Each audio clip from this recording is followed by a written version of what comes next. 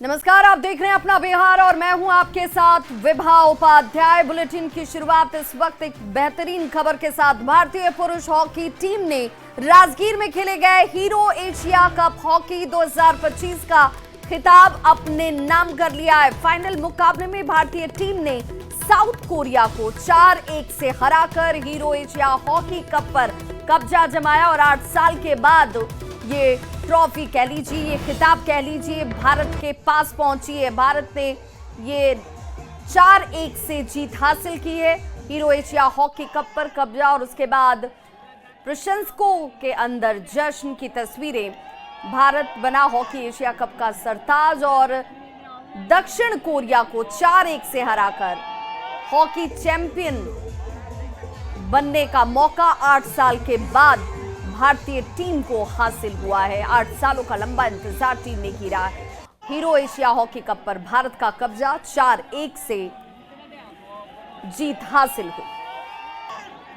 राज खेल अकादमी राजगीर में चल रहे हीरो एशिया हॉकी कप का आज फाइनल मुकाबले में भारत ने कोरिया को जो है 4-1 से हराने में कामयाब रहा। तो आप देख सकते हैं किस तरह से जो है साउथ कोरिया को जो है आज जो है 4-1 से जो है भारत ने शिकस्त दी है और जो है पिछले बार के जो विजेता रहे दक्षिण कोरिया को जो है आज हराने में सफल रहा। तो देख सकते हैं किस तरह से जो है यहाँ पर जो है आज जो दर्शकों का आज काफ़ी जो है हुजूम मुजरा था। खास करके जो है हजारों की संख्या में जो है यहाँ पर दर्शक पहुँचे थे। तो और आज जो है खुशी जो है काफ़ी देखा जा रहा है। तो कहा जाए तो आज के दिन जो है इस मैदान के लिए जो है काफ़ी इतिहास का दिन रहा है, क्योंकि 2024 में जो है वुमेन्स जो है महिला एशिया हॉकी के द्वारा जो है भी यहाँ पर ट्रॉफी जीता था और इस बार जो है पुरुष हॉकी टीम के द्वारा जो है इस पर जो है कब्जा जमाया। तो कहा जाए तो इस बार जो इस ग्राउंड पर जो है दूसरी बार जो है हीरो एशिया हॉकी कप का जो है कब्जा रहा है। नालंदा से न्यूज 18 से कुमार। और बड़ी खबर आ रही है दिल्ली से इस वक्त। कल जेडीयू संसदीय दल की बैठक होने जा रही है। दिल्ली में जेडीयू संसदीय दल की यह बैठक बेहद महत्वपूर्ण। नालंदा से जेडीयू सांसद कौशलेंद्र कुमार के आवास पर यह मीटिंग होने वाली है। मीटिंग में उपराष्ट्रपति पद के एनडीए उम्मीदवार सीपी राधाकृष्णन भी रह सकते हैं मौजूद। जो बड़ी जानकारी इस वक्त सामने आ रही है, कहा जा रहा है कि कल जेडीयू संसदीय दल की बैठक होगी और इस बैठक में जो एनडीए उम्मीदवार हैं सीपी राधाकृष्णन उपराष्ट्रपति पद के, उनकी भी मौजूदगी देखने को मिल सकती है। कौशलेंद्र कुमार के आवास पर यह मीटिंग होगी। कल ये मीटिंग होने वाली है। नालंदा से सांसद हैं कौशलेंद्र कुमार और उन्हीं के आवास पर यह मीटिंग बुलाई गई है। जेडीयू संसदीय दल की ये मीटिंग जिसमें उपराष्ट्रपति पद के एनडीए कैंडिडेट जो हैं सीपी राधाकृष्णन, उनकी मौजूदगी रह सकती है, ऐसी जानकारी सामने आ रही है। तो दिल्ली से यह बड़ी खबर, जहां पर जेडीयू संसदीय दल की बैठक अपने आप में बेहद महत्वपूर्ण हो जाती है और ये बैठक को होने वाली है कौशलेंद्र कुमार के आवास पर। और अब बात बर्निंग बस की कर लेते हैं। कटिहार में बर्निंग बस से अफरा तफरी मच गई। कोढ़ा थाना क्षेत्र के कोढ़ा और फुलवरिया के बीच की यह घटना है और बताया जा रहा है कि बस पूर्णिया से भागलपुर जा रही थी, जिस दौरान बस में अचानक से आग लग जाती है। आग लगने के साथ ही हड़कंप मच गया। हालांकि राहत की बात यह है कि अभी तक किसी के हताहत होने की सूचना नहीं है। बस में आग कैसे लगी इसका खुलासा नहीं हो पाया। प्रशासन की टीम इस वक्त आग बुझाने में जुटी है। एक्सक्लूसिव तस्वीरें इस वक्त आपके टीवी स्क्रीन पर।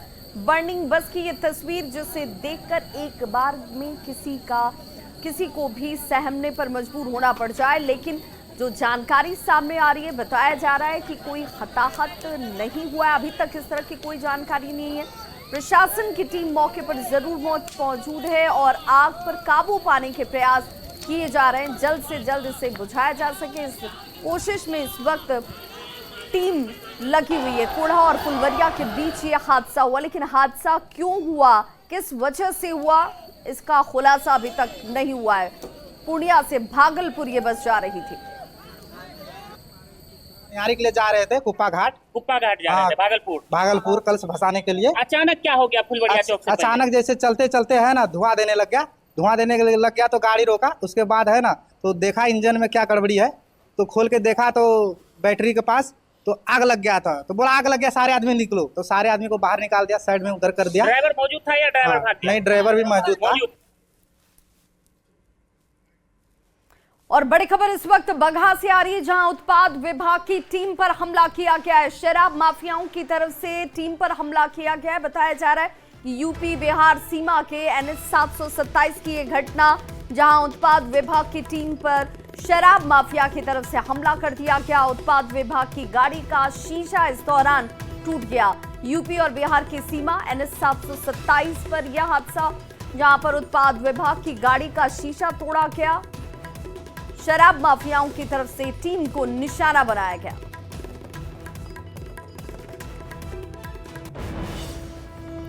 खबर जमुई से, जहां पर झाझा थाना क्षेत्र के 12 जोर और घोरिकवा गांव में पुलिस ने छापेमारी कर मिनी गन फैक्ट्री का खुलासा किया है। पुलिस की टीम ने 3 अर्धनिर्मित पिस्टल, 10 बड़े बैरल, 2 जिंदा कारतूस के अलावा ड्रिल मशीन समेत हथियार बनाने के कई सामान बरामद किए हैं। पुलिस ने मोहम्मद शाहिद आलम और इजराइल हक को भी गिरफ्तार किया है। जानकारी के मुताबिक अवैध हथियार बनाने का काम इन लोगों के घर में ही चल रहा था पिछले कई दिनों से। बताया जा रहा है कि गरही और नगर थाना इलाके में जिस मिनी गन फैक्ट्री का खुलासा किया गया है, उसी के तार 12 जोर और घोरिकवा से भी जुड़े हुए हैं। इस मामले में और भी कुछ जगहों पर छापेमारी इस वक्त जारी है। हथियार बरामद हुआ, हथियार बनाने का सामान बरामद हुआ, लेथ मशीन बरामद हुआ और 2 अपराधियों को मौके वारदात से गिरफ्तार किया गया। एक का नाम शाहिद अंसारी है और दूसरे का नाम छोटू है। दोनों पूर्व में जेल जा चुके हैं और दोनों का आपराधिक इतिहास दर्ज है। अगली बड़ी खबर सिवान से, जहां भगवानपुर थाना क्षेत्र के महमदा टोला में जमीन के विवाद में फायरिंग की घटना को अंजाम दिया गया, जिसमें पिता और पुत्र को गोली लग गई। सिवान सदर अस्पताल में इलाज के बाद दोनों को PMCH रेफर किया गया है। भगवानपुर हाट थाना क्षेत्र के महमदा टोला की यह घटना और जमीनी विवाद को लेकर 2 पट्टीदारों के बीच ही पहले मारपीट और गोलीबारी की घटना हुई। घटना की सूचना मिलते ही थानाध्यक्ष पुलिस बल के साथ मौके पर पहुंचे और जांच शुरू कर दी है। गोली चलाने और मारपीट करने का आरोप पड़ोसियों पर लगा है।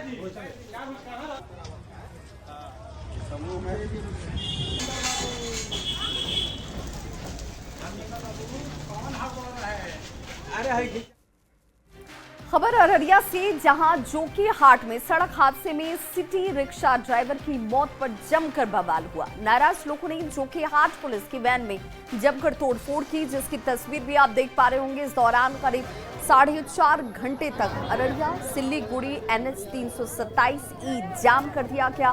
जोकी हाट विधायक की ओर से 25,000 का मुआवजा दिए जाने के बाद सड़क जाम हटाया जा सका। विधायक ने सड़क हादसे को रोकने के लिए फ्लाईओवर के निर्माण की भी मांग की है। बता दें कि किसान चौक पर ट्रक ने रिक्शे को कुचला था, जिसमें ड्राइवर की मौत हो गई, जबकि रिक्शे में बैठी एक महिला की हालत गंभीर बताई जाती है, जिसे बेहतर इलाज के लिए पूर्णिया रेफर किया गया।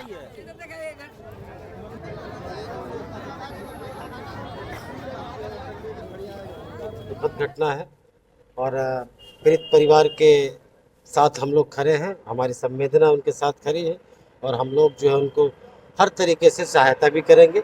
निश्चित तौर पर जो पीड़ित परिवार के लोग हैं उनमें आक्रोश था और आक्रोश होना जायज़ है, क्योंकि किसी परिवार वाले को खोने का दर्द उनके परिजन ही जान सकते हैं। फिर भी हम लोगों ने उनको समझा बुझा करके हर तरह का सहायता का आश्वासन दे करके हम लोगों ने आगे की कार्रवाई के लिए कर दी। कटिहार दौरे पर सांसद तारिक अनवर ने बाढ़ग्रस्त बरारी और मनिहारी का दौरा किया। सांसद धुरियाही पंचायत के शिवनगर सोनाखाल पहुंचे थे, जहां उन्होंने पहले ट्रैक्टर पर चढ़कर सदर जो सुदूर का इलाका था वहां दौरा किया, लेकिन बाढ़ग्रस्त इलाके में जब जमीन पर चलने की बारी आई तो वे लोगों के कंधे पर सवार होकर बाढ़ग्रस्त इलाके को पार करते नजर आए। जरा ये तस्वीर देख लीजिए, किस तरीके से वो कंधे पर सवार हैं। ये सांसद जी हैं और अब सांसद जी का वीडियो वायरल हो रहा है। इस मामले में जिला कांग्रेस अध्यक्ष ने हालांकि सफाई दी और कहा कि सांसद की तबीयत खराब थी और यही वजह है कि वो ठीक से चल नहीं पा रहे थे, जिसे देखते हुए लोगों ने उन्हें कंधे पर उठाया और प्रभावित इलाके का निरीक्षण करवाया। ऐसा लगा, तेज धूप में कुछ माथा में चक्कर जैसा लगा, तो ग्रामीणों का ऐसा प्रेम था कि वो इतना बात सुनना क्या, वो अपने गोद में उठा लिया, बोले कि सर हम लोग हैं। और उनको जो है थोड़ा दूर बांध था, वहाँ तक जो है वो लेकर गए। हम लोग तो जैसे तैसे चप्पल जूता उठा करके सब लोग सब कार्यकर्ता चले, उनके साथ साथ चले। फिर हम लोग का एक जगह, चूँकि ग्रामीणों का सभा था, कटाव से संबंध को लेकर के हज़ारों की संख्या में ग्रामीण जुटा हुआ था। फिर वहाँ पर गए हम लोग, वहाँ पर जो अपना बात करना था, पदाधिकारी से जो बात करना था वो बात भी हुई। दरभंगा में क्यूटी विधानसभा के पिंडराउज में एनडीए का कार्यकर्ता सम्मेलन आयोजित किया गया, जिसमें बीजेपी अध्यक्ष दिलीप जायसवाल और मंत्री सुमित कुमार सिंह शामिल हुए। कार्यक्रम में भारी बारिश के बाद भी महिलाओं की बड़ी भागीदारी नजर आई। सम्मेलन में दिलीप जायसवाल ने बिहार सरकार की उपलब्धियों का जिक्र किया और जीविका दीदी को लखटकिया दीदी बनाने के नीतीश सरकार के संकल्प को दोहराया। चुनाव में किसी बहुरूपीय की बातों में न आने और ऐसे लोगों से बचने की अपील की गई। इस मौके पर मंत्री सुमित सिंह ने दावा किया कि बिहार में महज 10 रुपए में उच्च शिक्षा उपलब्ध कराई जा रही और पूरे देश में इससे सस्ती शिक्षा व्यवस्था होने पर उन्होंने इस्तीफा देने तक की चुनौती दे दी। बहन योजना लगा के 2,500 रुपया दे देंगे, फॉर्म भरवा रहा था। नीतीश कुमार जी बोले कि हम 4 महीना का एक के बार में 2,500, 10,000 रुपया सब 10,000 रुपया सब महिला के अकाउंट में डाल देंगे। 2,500 वाला हम झुनझुना झुलाते रह जाएगा। और तुलना कर लें वहाँ के कॉलेजों को और हमारे कॉलेजों को। आज हमारे कॉलेजों की स्थिति इतनी अच्छी है, हम कह सकते हैं कि वहाँ जो कॉलेज निजी कॉलेज हैं उनसे कहीं बेहतर स्थिति में हमारे कॉलेज हैं और शिक्षा स्तर सुधरी है। तो तुलनात्मक स्थिति में मैं कह रहा हूँ कि हमारे कॉलेज पहले से बहुत बेहतर हो चुके हैं और 10 रुपये में इससे बेहतर तकनीकी शिक्षा पूरे हिंदुस्तान छोड़ दी दुनिया में कहीं उपलब्ध नहीं है। बिहार चुनाव के नजदीक आते ही बेगूसराय में भी चुनावी बयार बहती नजर आ रही और इसी कड़ी में एनडीए की ओर से कार्यकर्ता सम्मेलन का आयोजन किया गया, जिसमें विधायक कुंदन कुमार के साथ पूर्व मंत्री रामकृपाल यादव और पथ निर्माण मंत्री नितिन नवीन भी मौजूद नजर आए। इस दौरान एनडीए नेताओं ने विपक्ष पर जमकर हमला किया। रामकृपाल यादव ने तेजस्वी यादव को राहुल गांधी का पिछलग्गू करार दिया। वहीं नितिन नवीन ने सरकार की उपलब्धियां गिनाते हुए विपक्ष पर निशाना साधा। नामाकरण कर दिए, बदला नाम कर दिए, पिछलग्गू यादव। और क्या ड्राइविंग सीट पर राहुल गांधी के बैठे हुए हैं, आगे हैं राहुल जी, पीछे हैं तेजस्वी जी, तो क्या कहिएगा? पिछलग्गू ना कहिएगा। एनडीए ने लगातार जनता का विश्वास जीता है, हर क्षेत्र में काम हुआ है, चाहे वो रोजगार का हो, महिलाओं को रोजगार देने की बात हो, सड़क के क्षेत्र में हो, बिजली के क्षेत्र में हो, पानी के क्षेत्र में हो, अभी निवेश के कई बड़े अवसर उत्पन्न हो रहे हैं। तो कहीं ना कहीं बिहार में सर्वांगीण विकास हुआ है। वैशाली में महनार विधानसभा के जंदाहा हाई स्कूल मैदान में एनडीए का कार्यकर्ता सम्मेलन आयोजित किया गया, जिसमें बीजेपी, जेडीयू और एलजेपी के कई नेता शामिल हुए। सभी नेताओं ने एक सुर में एनडीए के बिहार चुनाव में जीत का दावा किया। कार्यकर्ताओं की भीड़ को देखते हुए उत्साहित जेडीयू अध्यक्ष ने तो 243 सीटों पर जीत का दावा ठोक दिया। वहीं पूर्व डिप्टी सीएम तारकिशोर प्रसाद ने कहा कि महागठबंधन के झांसे में लोग नहीं आने वाले हैं। मौके पर एलजेपी अध्यक्ष ने उपराष्ट्रपति चुनाव के बाद सीट शेयरिंग की घोषणा की उम्मीद जाहिर की। महागठबंधन के लोग हैं, ये बिहार के सत्ता पर काबिज होने के लिए परेशान हैं।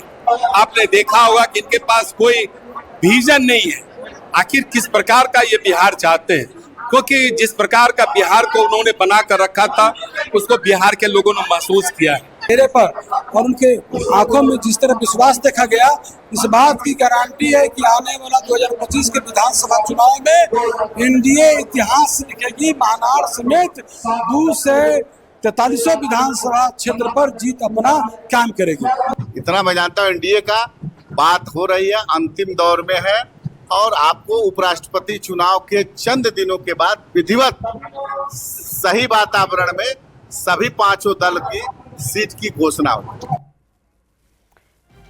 पटना में बिहार विधानसभा ऑडिटोरियम में मशहूर कवियत्री तिरश्याशी का एल्बम लॉन्च किया गया और इस मौके पर मुख्य अतिथि के रूप में राज्यपाल आरिफ मोहम्मद खान और स्पीकर नंद किशोर यादव मौजूद रहे। तिरश्याशी ने बेटी बिहार की गीत खुद की आवाज में तैयार किया है, जिसमें बिहार की बेटियों के बुलंद इतिहास से लेकर वर्तमान तक का जिक्र है। इसमें बताया गया कि बिहार की बेटियां किस तरह से देश और दुनिया भर में बिहार का नाम रोशन कर रही हैं। तिरश्याशी ने जब गीत सुनाया तो पूरा ऑडिटोरियम भाव विभोर उठा। इस दौरान राज्यपाल ने तिरश्याशी की जमकर तारीफ की। इस मौके पर पटना के एसपी सेंट्रल दीक्षा के साथ आरजे अंजलि और श्रेया ठाकुर को भी सम्मानित किया गया। कार्यक्रम में मंत्री मदन सहनी, अशोक चौधरी समेत कई गणमान्य लोग उपस्थित रहे। और मैं डॉक्टर तिरश्याशी और उनके पिता डॉक्टर सुभाष चंद्र सिंह जी अनुरोध करूंगा।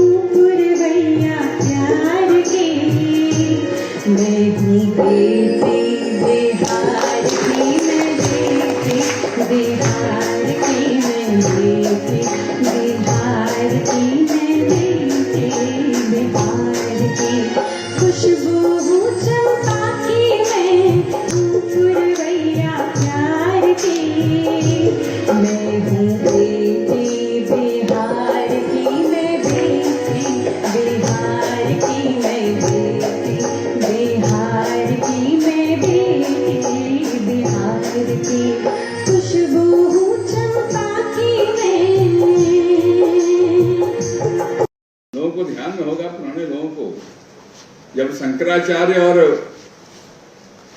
मंडन मिश्र के बीच में शास्त्रार्थ हो रहा था तो भारती ने ही जज की भूमिका का निर्वाह किया था और बल्कि भारती ने तो शंकराचार्य जी को पराजित ही कर दिया था। तो हमारी बिहार की बेटियां महामहिम जी कम नहीं है। मैं आप सबको, खास तौर से तिरश्या को, उनके परिवार वालों को बधाई देता हूं और एक बात कहते हुए, दुआ करते हुए, प्रार्थना करते हुए कि मालिक आपको कोई निजी तौर पर आघात न पहुंचाए, समाज को जो आघात लगते हैं उसको जो आपके अंदर संवेदनशीलता है महसूस करने की, उसको और बढ़ाइए, घनीभूत कीजिए, फिर आपकी कविताओं में और निखार आएगा। रात 9:58 से साल का आखिरी चंद्र ग्रहण लग चुका है और ये ग्रहण ज्योतिष और खगोल विज्ञान के दृष्टिकोण से महत्वपूर्ण माना जा रहा है। पटना में ग्रहण लगते ही ट्रैफिक पर असर दिखने लगा और लोग ग्रहण से पहले अपने सारे काम निपटा चुके हुए ऐसे प्रतीत हुए। रात 1:27 तक ग्रहण रहेगा, जबकि सूतक काल की शुरुआत दोपहर 12:58 से ही हो चुकी थी, जिसके बाद सभी मंदिरों के कपाट बंद कर दिए गए। पटना के बोरिंग कैनाल रोड का जायजा लिया हमारे संवाददाता रजनीश कुमार ने। पूरे भारत में आज साल का आखिरी चंद्र ग्रहण लग चुका है, यानी रात के 9:58 से ही चंद्र ग्रहण लग चुका है और इसको लेकर राजधानी पटना में देख सकते हैं जहां सभी दुकानें बंद हो गई है। इसके साथ साथ जो यातायात है वो भी अब धीरे धीरे ठप पड़ने लगा है, क्योंकि इस दौरान जो है कोई भी शुभ कार्य नहीं हो सकता है, खाना पीना भी वर्जित है, मंदिरों का पट बंद हो चुका है और देख सकते हैं कि धीरे धीरे जो है लोग अपने अपने घर पहुंचने लगे हैं। ये क्या लग रहा है कि आप लोगों को जानकारी मिली होगी? जी, पूरी जानकारी हम लोग को है, क्योंकि आजकल तो इंटरनेट का ज़माना है, सबको पता ही रहता है कि आज तो चंद्र ग्रहण साल का, जैसे आपने बताया कि आखिरी चंद्र ग्रहण, काफ़ी लंबा चंद्र ग्रहण लग चुका है, ऑलमोस्ट लगने ही वाला है। और यहाँ पर आप जैसे देख सकते हैं कि सारा दुकान वगैरह सब कुछ बंद हो चुका है और जो भी लोग हैं यहाँ पर मतलब कि अपना खाना पीना जो भी है सब कुछ करके आजकल सोशल मीडिया पे सब लोग एक्टिव रहते हैं, सबको पता ही चलता रहता है, तो इसलिए आज सारे काफ़ी लोग मतलब भीड़ बहुत कम नजर आ रही है, सब लोग अपने घर जा चुके हैं।